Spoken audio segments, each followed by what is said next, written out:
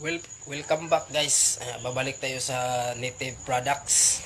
So guys, i-introduce ko tibod. Malaki na tibod guys. Pwede ito ilagay sa gilid ng pintuan, lagyan ng mga payong. Pero pwede din ito guys, lagyan nyo ng bulaklak. As long as magkasya ang yung flower pot, pwede guys. Ito malaki. Okay, so yan. Yan. Meron ding small guys. Ito, small na tibod. Yan. Yan. Pwede din ito lagyan ng mga artificial na flower. Guys. Yan. At may bandiha ang tawag dito guys. Bandiha.